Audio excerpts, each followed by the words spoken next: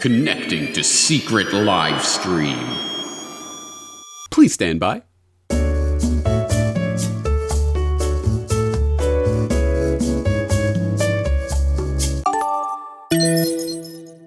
Okay, I think we're online now, and yes, I see the guests starting to arrive. Let's just check that people are here. Yes, Mr. President, Prime Minister, Your Highness, thank you for joining us. Executive directors of various sorts, assembled Supergophers, all of you, thank you for joining us today. Is that Rumsfeld's cam? No, Rumsfeld will not be joining us today, at least not via webcam. All right, get him off the screen. Okay.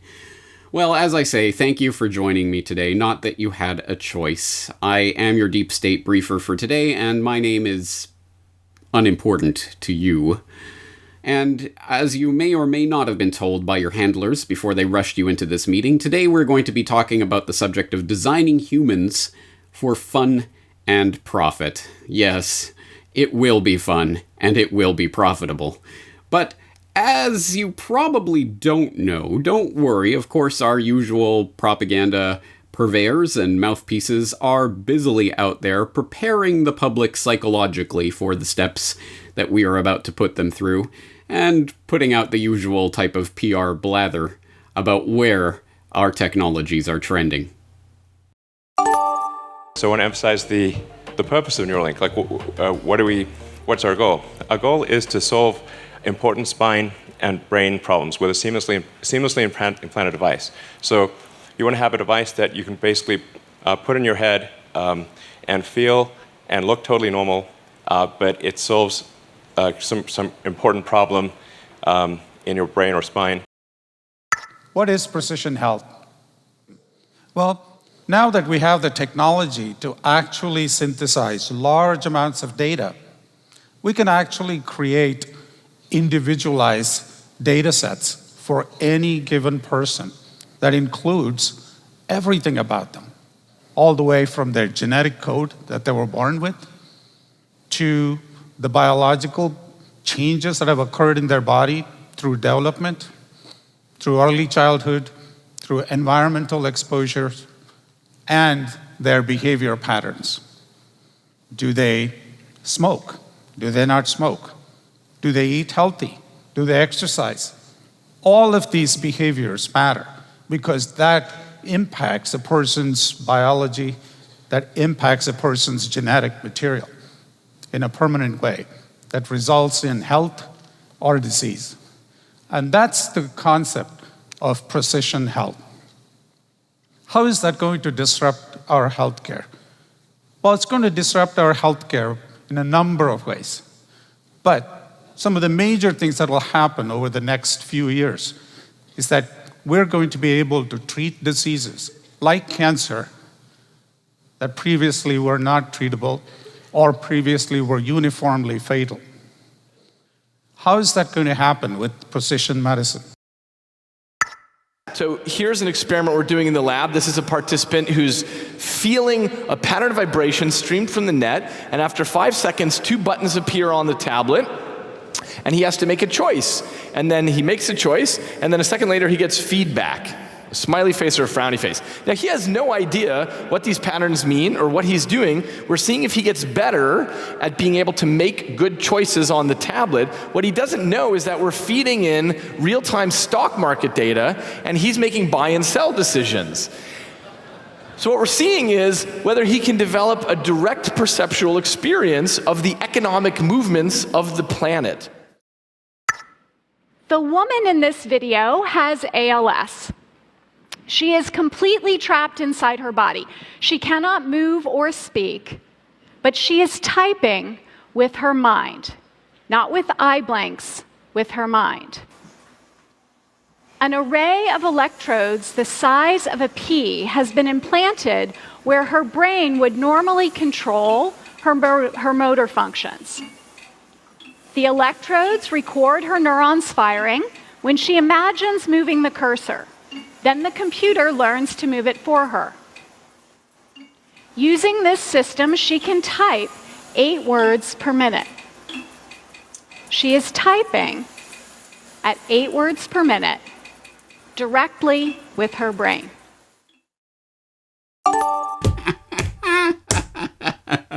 Helping cripples type.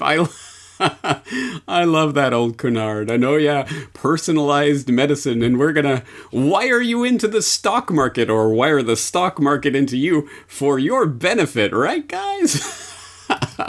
We might as well offer them a free banana if they will hook themselves into our mind-reading devices. This is Pager.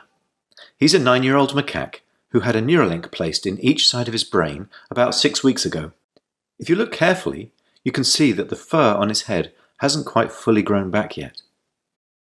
He's learnt to interact with a computer for a tasty banana smoothie delivered through a straw. We can interact with the Neuralinks simply by pairing them to an iPhone, just as you might pair your phone to a Bluetooth speaker.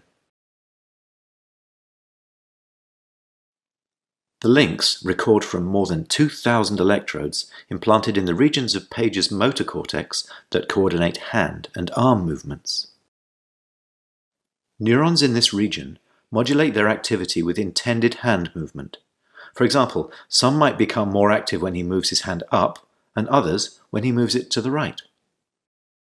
By recording from many neurons and feeding their activity into a decoder algorithm, we are able to predict Pager's intended hand movements in real time. First, we calibrate the decoder by recording neural activity as Pager uses the joystick to move a cursor to targets presented on the screen.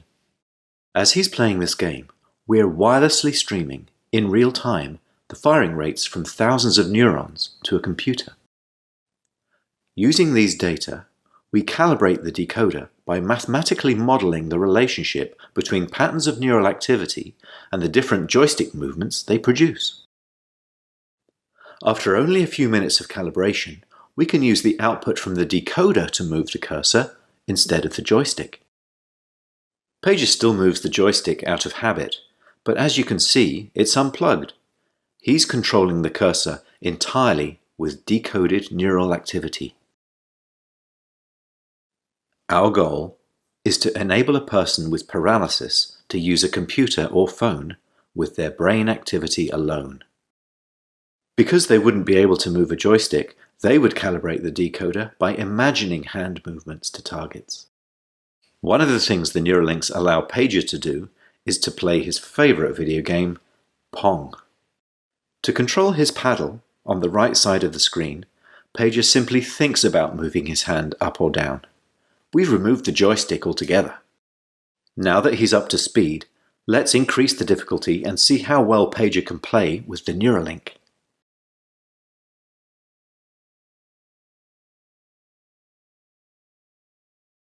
As you can see, Pager is amazingly good at Mind Pong. He's focused, and he's playing entirely of his own volition. It's not magic. The reason Neuralink works is because it's recording and decoding electrical signals from the brain. Great game, Pager. And what better reward for a monkey than a banana? Look at me, guys! I got the Neuralink brain chip and a free banana! Yay! I haven't been this happy since I got my free donut for taking my experimental gene therapy! The plebs. You gotta love them. In the same way that a rancher loves his cattle, of course. Well, enough fun and games. Yes, rest assured, we are preparing the public for what's coming. But not what's really coming. And of course, that's what you're here today to find out. We are going to tell you what is really coming. And that's not even being hidden, but as usual, the monkeys will be placated by their bananas while the real work is going on subtly and under the cover of long, boring lectures that who would want to listen to any of those, right? Right. So let's find out what this technology is really all about. climate change is a really big problem. We don't really know how to solve it. But it turns out that we can use human engineering to help us address climate change. So I'll give 2 examples. So one is that people eat too much meat, right? And if they were to cut down on their consumption on meat, then they would, it would actually really help the planet. But people are not willing to give up meat. Yeah, some people will be willing to, but other people, they may be willing to, but they have a weakness of will. They say, wow, this steak is just too juicy. I can't do it. I'm one of those, by the way. So, but so here's the thought, right? So it turns out that we know a lot about, we have these intolerance to, for example, I have milk intolerance. And some people are intolerant to crayfish. So possibly we can use human engineering to make it the case that we're intolerant to certain kinds of meat, to certain kinds of bovine proteins. And there's actually analogs of this in life. There's this thing called the Lone Star tick, where if it bites you, you'll become allergic to meat. I can sort of describe the mechanism. So that's something that we can do through human engineering. We can kind of possibly address really big world problems through human engineering. Another example is, you go first. Yeah, and another example is and here I'll go first, right? You'll see that I'm the smallest person here, right? And Amy's the smallest person. So it turns out that the larger you are, think of the lifetime greenhouse gas emissions that are required to the energy that's required to transport larger people rather than smaller people, right? But if we're smaller just by 15 centimeters, right? That's a mass, I did the math, and it's about mass reduction of 25%, which is huge. And 100 years ago, we're all on the average smaller, exactly about 15 centimeters smaller. Right? So think of just the, lifetime greenhouse gas emissions if we had smaller children, right? And so that's something that we could do through some human... Could we, setting aside should we, for a second, let's just set that Sounds aside. like there's a Randy Newman song in here somewhere. I always tell my students, I said I wasn't around when they developed atomic weapons, but Dr. Ventnor's work is, my view, the equivalent of the development of nuclear weapons when you realize that he created life in a cell back in 2010. I don't know if people are familiar with his work, but this technology paired with something called CRISPR, which is like an editing software for genes, makes a number of things immediately available. What he did is he programmed yeast cells to produce anything he wanted. They can produce perfume, they can produce petroleum, they can produce any peptide, anything we program the DNA to do, and it's in the living cell. Right, so in medicine, the goal in medicine now is to be able to do designer medicine and therapy. If we can design a cell to get into your body and release the right product for you, you won't be losing half the drugs you take through your liver when you swallow a pill and it gets digested. These can be inserted into you through the hypospray needles, almost like Dr. McCoy on Star Trek, giving you the hyperspray. It just blasts now plasmids into your squamous cells. But Ventnor was able to do that and has the patent on the technology. But you can engineer anything. You can engineer a unique thing that would only kill one person in the world. We can utilize nanoscience to create much better drugs, to get them where they got to go in the brain. I can create nanoscience and nanotechnology to be able to escort certain drugs across the proliferant barrier, which is the blood-brain barrier and cerebrospinal fluid barrier. So I get these things where they got to go. But I can also utilize nanoparticulate matter in a very indiscriminate way.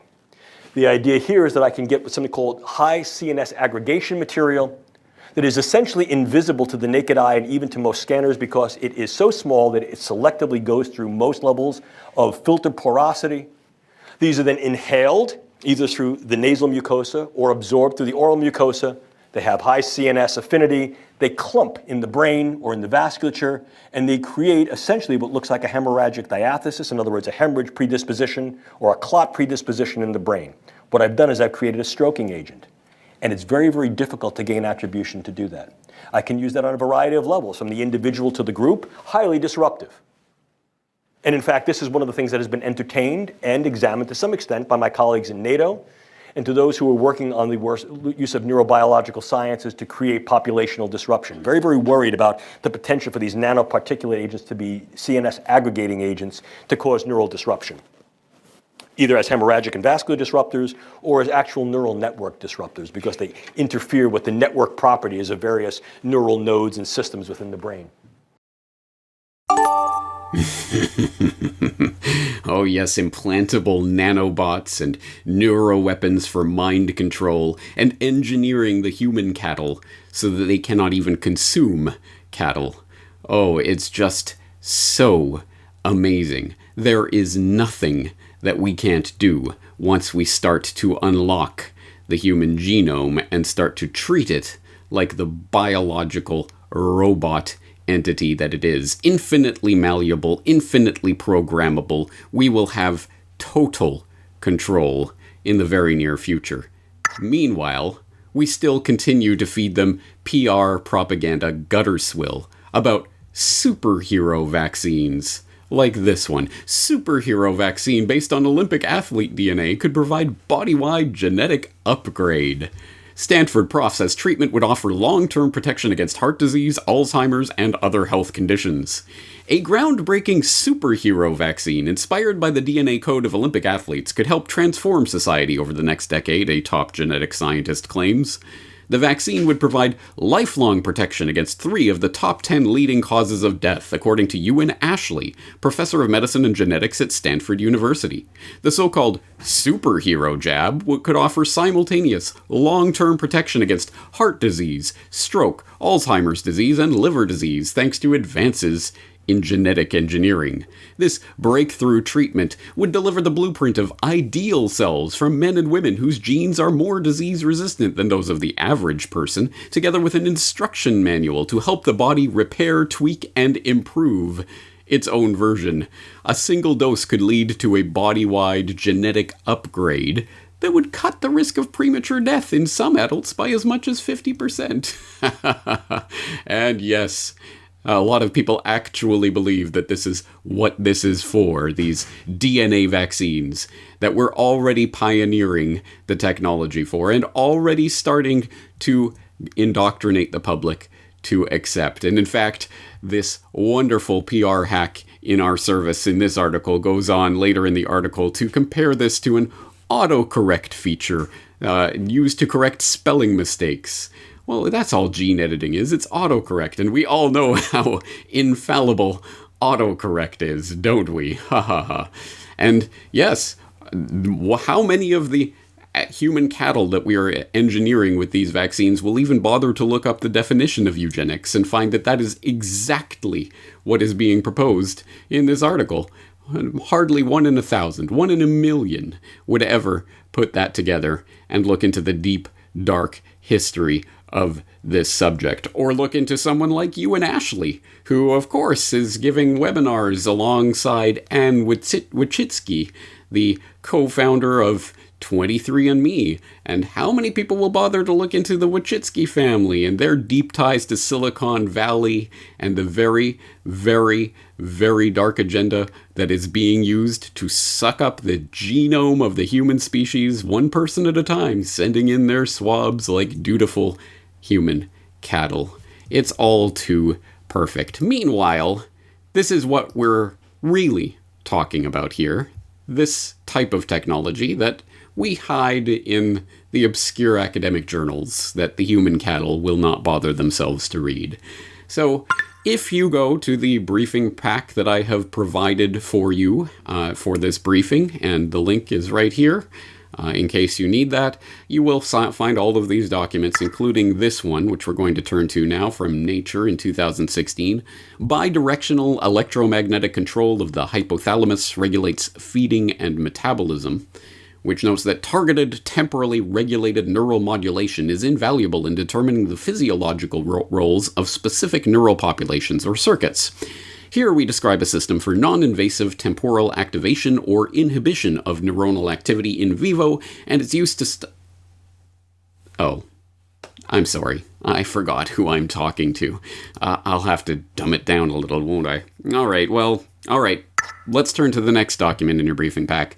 The Rockefeller University's Seek, which had this article in 2017 about the research flipping a switch inside the head. Ready your tinfoil hats. Mind control is not as far-fetched an idea as it may seem.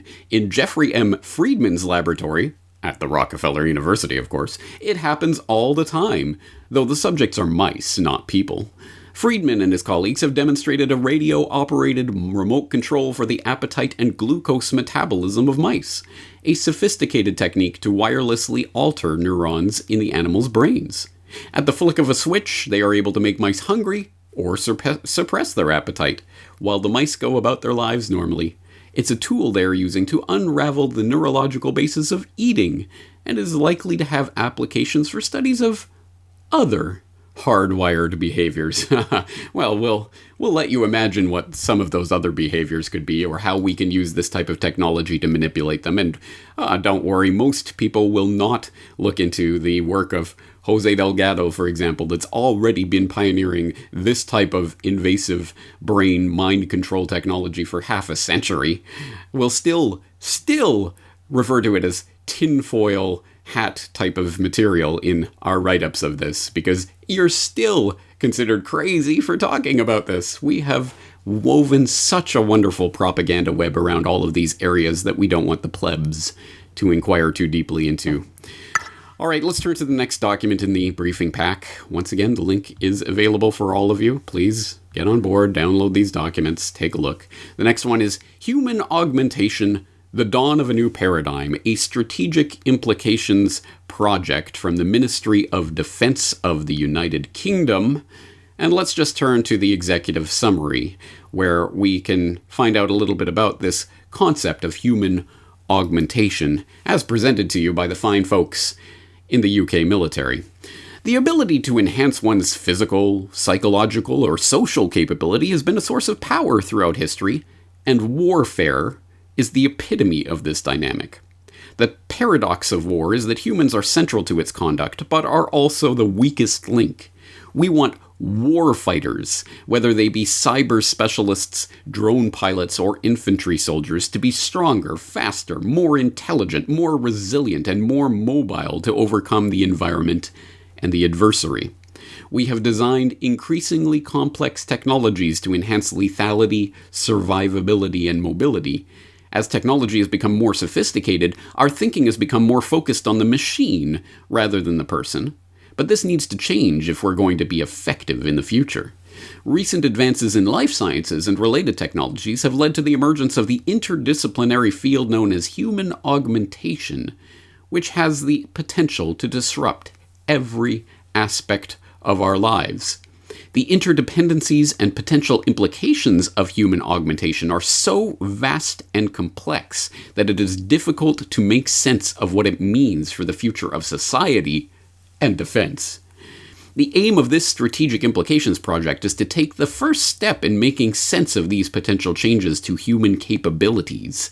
It offers a conceptual model for thinking about human augmentation, its future direction, and identifies key implications for defense and its stakeholders.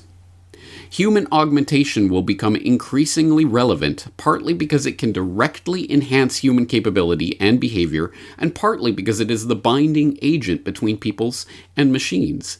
Future wars will be won not by those with the most advanced technology, but by those who can most effectively integrate the unique capabilities of both people and machines.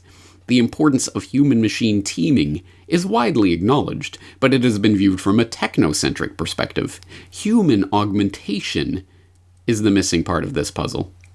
Thinking of the person as a platform and understanding our people at an individual level is fundamental to successful human augmentation. Industrial age warfare saw people as interchangeable components of military units, or the material with which to operate the platforms, vehicles, aircrafts, and ships. These platforms are routinely monitored and analyzed, but it is remarkable that our ability to understand our most critical capability, the human, is so under-researched. Successful application of human augmentation demands a more sophisticated approach to understanding our people and their capabilities. Defining the key elements of the human platform, physical, psychological, and social, provides a conceptual baseline to enable a multidisciplinary conversation. Well, then, of course, in your own time, please go through and read the rest of that document, where you can find out more about this human platform and what can be done to modify and augment it. Of course, it's all about augmentation, eugenics. Of course, With that comes the shadow of dysgenics and how we can weaponize this against target populations, not only in the enemy boogeyman population, but in our own population. But we'll leave that to the side, as we always do in documents like this, and leave them to the imagination of those whose entire career is dreaming up better ways to kill or control masses of people. But yes, you can read through this and find out more about the core human augmentation technologies: exoskeletons, tele-existence, sensory augmentation, augmented reality, neurostimulation, genetic engineering, bioinformatics, brain interfaces, pharmaceuticals, and how they can be used in one way or another to change what it means to be human. And you can also read the authors of this document wrestling with the problems of, well, there may be a requirement, an ethical or moral requirement to upgrade populations in the future, and we'll have to decide who gets the upgrades and under what circumstances. It must be made available as widely as possible in order not for it to develop any sort of horrible asymmetry in the population, right? Oh, so many things to discuss when we start talking about engineering the human species for our purposes. But I want to let everyone involved in this conversation here today know that although we do sometimes put out to the general public that this is all well off in the future in some far distant imagined universe, decades, generations hence, you won't have to worry your little heads about this. In fact, it's already starting to happen. Why not talk about this a little more first?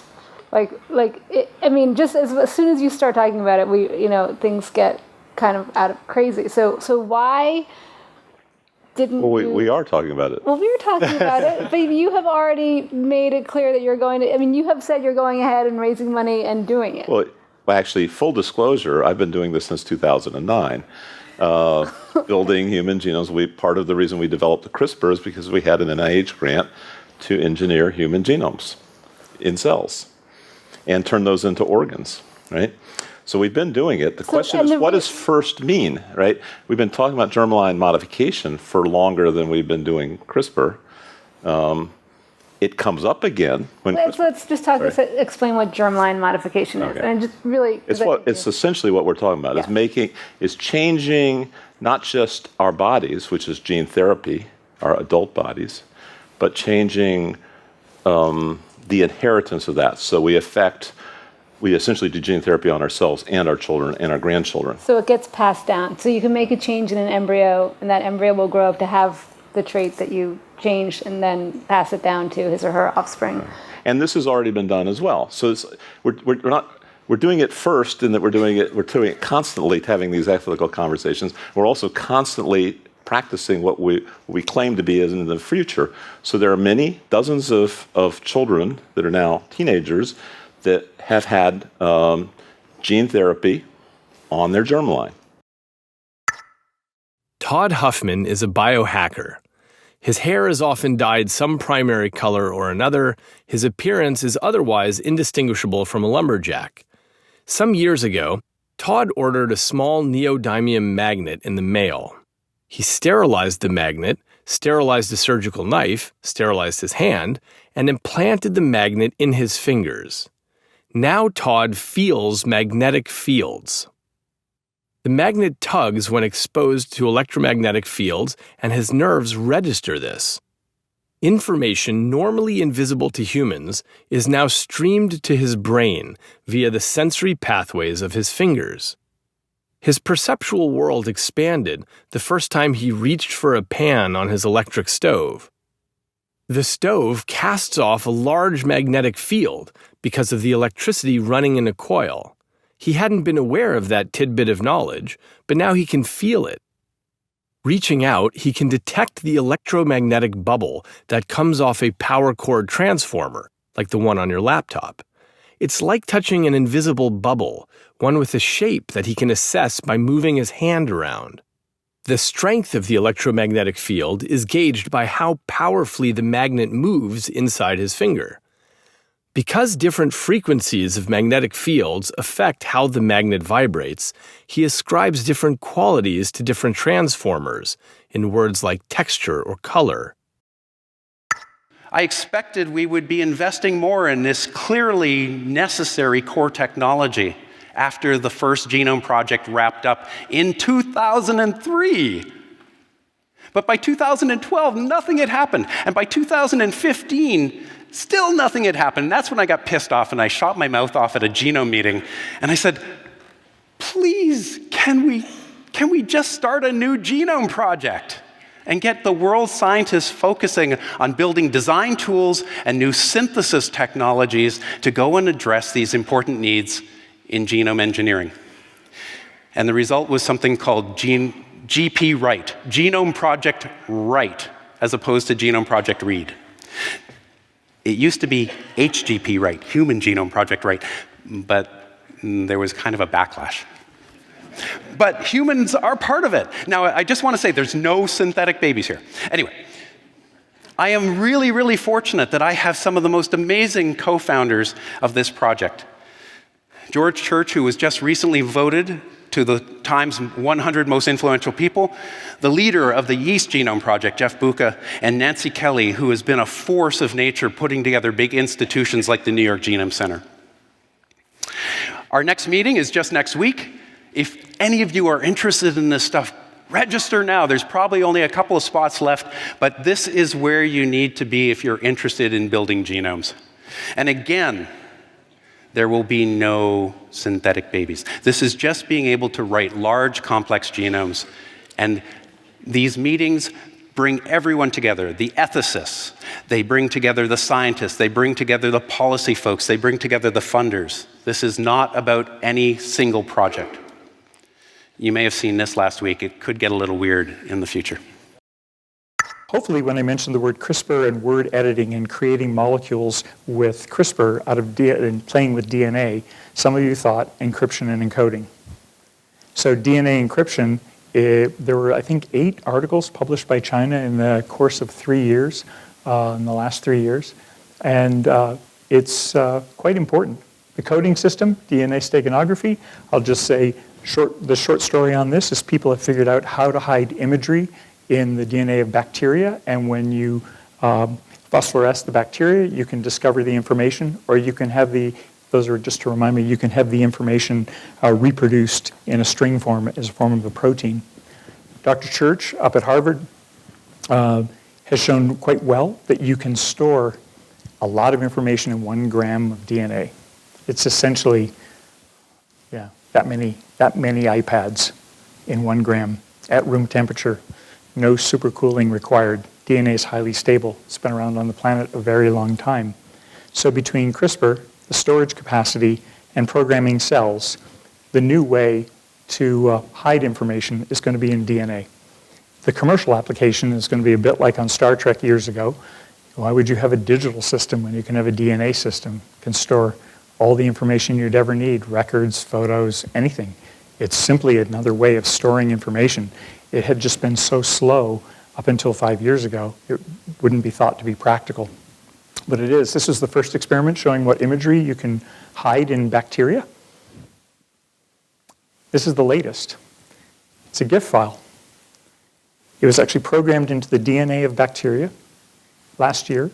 The bacteria reproduced, and the offspring from the reproduction cycle would still produce this movie. Pretty cool. You can hide information in bacteria, and when the bacteria multiply, they can go into a spore form and last for a very long time. No one can scan you and find a bacteria. We don't have anything that can detect that. So if you want to be able to encode information, take pictures of information, create something in DNA and don't want it in your own body, it can be bacteria on some portion of your body, right? All they have to do is scrape it, let it grow in the Petri dish, and unpack the information. This is all available now. This isn't science fiction, but you can encode movies. DARPA calls it transhumanism, military transhumanism. But in an interesting way, this is actually part and parcel of the whole movement towards robotics. It's not only making individual warfighters comfortable with robots, it's this idea of coupling man and machine and merging humans and machine. And DARPA is doing that with programs now with what they call biohybrids, which people might call cyborgs. You know, they're able to actually control a rat through a labyrinth remotely because they've implanted electrodes in its brain. They can do the same with a moth. DARPA in 2014 created a steerable moth by inserting electrodes in the pupa stage of the moth, which then transformed. The wings came out, and this part of the machinery is now part of the animal system. DARPA is able to steer a moth. James, fascinating presentation. As I was listening to it, it made me think, I don't know why it popped into my head, but there's a parasite that lives in the gut of cats. Yes. Called toxoplasma. Yeah. Yeah. And the interesting thing about it is it has a very specific neurological effect on mice and makes them unafraid of the cats. So nightmare scenario came to mind for me is adversaries with less moral scruples than perhaps we have. What do you think is the likelihood that they are working on things like that to inflict upon us as weapons? Relatively high in terms of the specificity and the advancement of such projects. I think there have been certain things, for example, in gene editing tools and other molecular biological tools that have sort of pumped up the volume on the pace.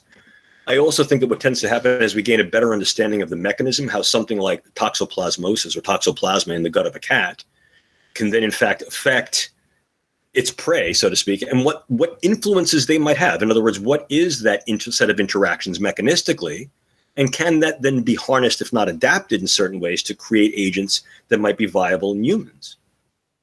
The answer there is yes. As you saw, I was talking about the idea of designer or precision pathogens. That's just what I was talking about. In other words, if I sort of know what makes you tick, can I then develop something that's going to affect your ticking and talking in such a way that's going to make it more amenable to my will, my intent, my outcomes?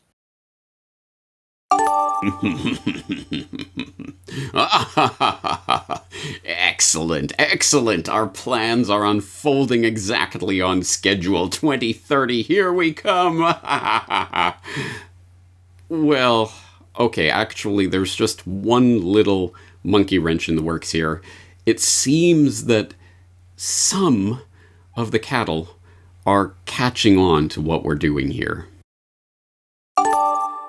For all of those that have been watching this whole time and going, that's all fake news, you're misrepresenting all of it, none of that's even as dangerous as you make it sound, here is the actual reality. Smart dust. The idea of what these things actually are and what is really going on here. Now this, let's see if I can get it without playing right off the bat. We see today. This is an expert speaking on this discussion. Now I include, this is actually the video right here. Oh, you can't see it. I'm looking at the screen, but MakerCon, Alistair Allen, and the quote, inevitability of smart dust. Now, this is an important discussion that I hope you will pay. Well, I hope you'll actually go through and listen to the whole thing, but I'm going to play just some parts of this and we'll go through and listen to him. But think about what he's saying here and how this relates to where we are now and what this means if this was in existence a long time ago, right? If 10 years ago, you have the kind of stuff that you're seeing here, and what he's showing you, this will be in the video, but these are salt crystals. That's salt. That's table salt. Next to the size of what these actual biochips are, the real size of them. And he says this was years ago. So think about that in connection with the idea that the smallest biosensor possible for cutting edge technology for COVID-19. I really found the Lone Star tick interesting. You have a family member who has that, who is allergic to mammalian meat because of the Lone Star tick. That's right. The alpha-gal syndrome. And I was curious, based on researching Lyme disease, is this alpha-gal syndrome? Is this Lone Star tick thing? Has this been around, hundreds of years? No. First case in 2002. No kidding. So the crazy idea that everything's a bioweapon, I'm not saying for sure it's a bioweapon, but I'm definitely not prepared to rule out that possibility either. Sure. Especially when you have people, a bioethicist, talking about how, well, wouldn't it be nice if we could just make everyone allergic to meat and then they wouldn't want to eat meat? All right, so the second program they announced, I would argue, is, at least to me anyway, was the most disturbing.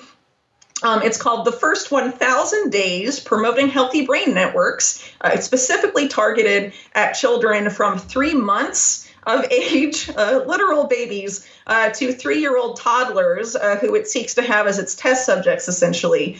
And so this one really has 3 different components, and is frankly just mind-boggling. So I would honestly, if this sounds unbelievable to you, I would encourage you to go to either Welcome Leap's website or my article and read the official document describing what this program is, which they abbreviate as 1KD, a much shorter version. Basically, what they want to do initially is surveil through various means, including wearables, eye tracking technology, 24/7 surveillance of the youngest children in order to risk stratify them, predict their responses to interventions in their developing brains, for various reasons. But the first goal is to basically use this access to children's brains to map them on a massive scale, as many kids as possible,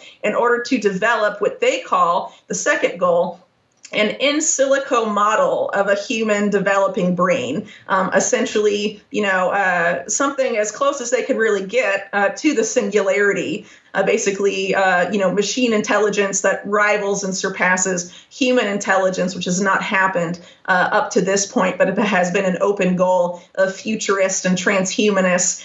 People like Ray Kurzweil, Google's former futurist, have been very open about the desire for the singularity, and how a lot of these people think that this AI-powered control grid cannot actually be established until a singularity is developed and present. So they essentially are looking to create a prototype, an artificial neural network that would essentially be a model for that, by mapping and surveilling really the brains of babies and toddlers, in order to presumably from there have something that develops a brain, artificial brain model that develops from there like a normal human would over time.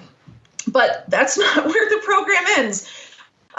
Beyond that, what they want to do then is, once they have this model of the perfect, I guess you could say, developing brain, they want to then go to, within 10 years, 80% of children, and use that model to assess children's brains to see if they fit this model or not. And if they do not fit it, to intervene in their developing brains so they fit this AI model of the correct brain, which in the hands of these people is just totally nuts. And honestly, talking about this, even as I was writing it, it's really hard to find words to describe what this is. But really, if allowed to advance specifically to that third stage, could easily eliminate human creativity, the capacity for imagination at a critical time in a human being's development. And when we get to the last program, it becomes pretty clear that Welcome Leap has an agenda like that for adults as well. But the fact that they are targeting children specifically and plan to target them in a massive way within 10 years is just stunning. And I think shows that these people really think they cannot be stopped. And it's really, I would argue up to concerned parents and concerned citizens to protect the most vulnerable from this type of invasive technology. Now, gentlemen and ladies, I hope you understand the gravity of what we're witnessing here. Don't let the devilish good looks of this James Corbett distract you from the fact that, unfortunately, some of the population is actually catching on to this. They are reading these documents. They are finding out more about what the real agenda is here. And worst of all, they are spreading those ideas to others so that other people will recognize and be able to see through our propaganda. And not only that, they're conscious of how important that is to derailing this agenda. And we have to see that for what it is, see through it, and not comply, not cooperate, not feed them our data. Easier said than done. Even a conversation like this one is going to end up on GooTube, where it is going to end up in the Google servers, that is going to do its algorithmic thing to analyze our voices and come up with the automatic transcription of everything that we're saying that gets fed into and part of the feedback process for developing language recognition, for example, which is one of those examples of something that I have been involved with, I suppose, for a decade now, because I upload things to YouTube. And I remember in 2000, I think it was 11, 12, somewhere like that, where they first started doing this. We're going to auto-transcribe the videos. And I remember turning that on just to see what it looked like, and it was gobbledygook. It was nonsense. It was stupid. It was almost like a game. Turn it on and see what the automatic captions were, and it was always just total garbage nonsense. And then I remember a year or two later, I checked again, and oh, it's perfect now. Oh, it's getting every word. And now it's at the point where literally sometimes I have to turn on the captions to understand, because I can't physically hear what someone is saying, and the captions have it. It's gotten really creepy. How did that happen? Because millions and millions and millions of people are uploading millions and millions of hours of video every single day so that these algorithms can get better and better and better at detecting human language. That's how it works. This was based on Google Voice, which was a handy little feature that they rolled out a decade and a half ago. People used, then they discarded it. Well, what was all that about? Oh, they were just harvesting your voice data so that they could work on their language recognition algorithms. This is how it works. Amazon Echo. Everyone's got an Amazon Echo, and now, oh, by the way, did you know they've got Amazon Sidewalk now, and everyone with an Echo is part of this wireless network that's just scanning everything all the time, or the Ring cameras. Every single piece of this, the phone that everyone is carrying around with them, is part of this architecture, and more and more and more people are buying into this wearable, trackable technology that's becoming more and more invasive and is starting to take more and more. Hey, now it's the fitness Fitbit or whatever that, oh, it'll read your brain scans. Oh, it'll tell you everything about yourself. We have to resist this. We have to understand where this is going, and we have to not, at the very least, not buy this technology which they are using to scrape up and snarf up all our data on us. I'm sorry, that was more of a rant than a question, but feel free to interject with your own. No. I mean, I totally agree. I think people in their personal lives need to take this information and decide on where they draw the line when it comes to this technology. If you need a smartphone for work or whatever, fine, but you don't need a smartwatch. You don't need a Google Nest or an Amazon Echo. I really don't. I personally don't see why people need that. But obviously you're feeding a very different type of beast, even than you are with a smartphone to a degree. But there's all things, people can do in terms of how they use tech to feed this as little as possible. I would argue one big step, decouple yourself from Google products as much as possible. In social media networks like Twitter and Facebook are openly partnering, for example, with the Biden administration's war on domestic terror, and also feeding this AI beast, as it were. If you want to follow people on there on Twitter, for example, make a burner account where you follow people but you don't like or comment on anything or something like that, or just get off it entirely, because not only are you feeding the AI beast, you're feeding the war on domestic terrorism in the U.S. to a significant degree. It's time to opt out of these systems, really the way out of this whole mess, as I see it, is really counter economics and refusing to use the products of the corporations and refusing to be dependent on the government supporting this, because without us needing them, they just go away. Really, the only reason they're able to do this and exert this much power and influence is because people are so dependent on them. And I think the more we can get away from that, the better off we ultimately will be. But a lot of it comes down to deciding to take a principled stand over your convenience and your comfort. Yes, a lot of these new technological advances may make, this thing more convenient. Oh, it's certainly more convenient to unlock my phone with my face than by entering a 6-digit PIN. Once it gets to that point, you've been had, I would argue, by this marketing bit of, convenience trumping, your data and privacy and all of this stuff. It becomes a data harvesting operation, which you can argue it has been, from the get-go. Maybe the internet as a whole is even that, but I think we just need to be a lot more conscientious about the stuff and start taking principled stands, even if it may be slightly less convenient for you. It's really the least we can do to fight back against this and sort of, at the very least, resist this effort to herd us in this particular direction by offering things that add more and more convenience with every advance. It's time to be like, no, what I have is enough. I don't need any more, and just stop it there. I'm not going to tell people what to do, but every individual has, a line they can draw in that regard. And it's really quite time to start doing so.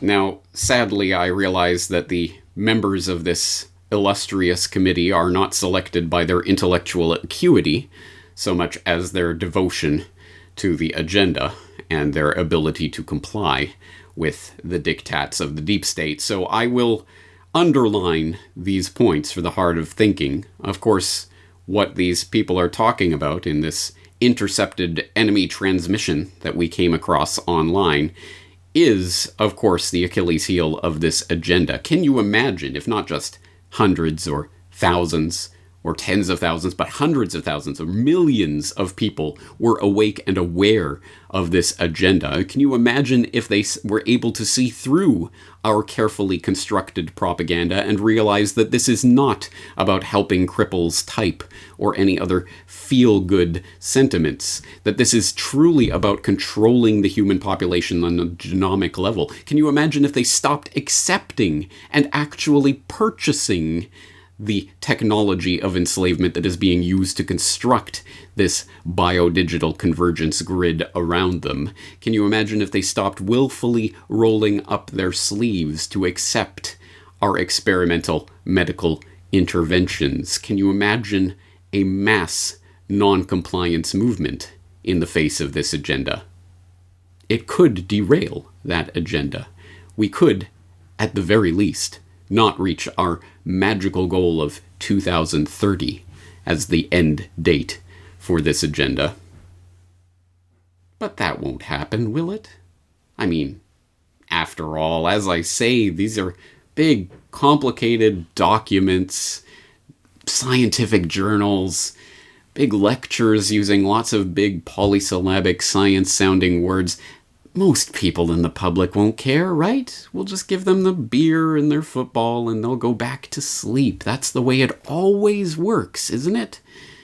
And besides, this briefing pack of all of these documents and materials that could lead people down this path to start understanding this agenda is only available on this live stream transmission just between us in our little committee, and it will never be picked up and distributed broadly to the masses. Ha ha ha ha. It's our little secret. This link that's right on the screen here, only you in this committee can possibly go to that link and start learning more about this information. Yes, it is almost within our grasp. We almost have completed our dream of achieving the speciation of the human species into us, the superclass, and the compliant human cattle subspecies that we will rule over forever. It is almost here. And unless the masses get activated on this issue, it is within our grasp. Well, committee, I think we'll leave it there for today. Pleased to meet you. Hope you guessed my name.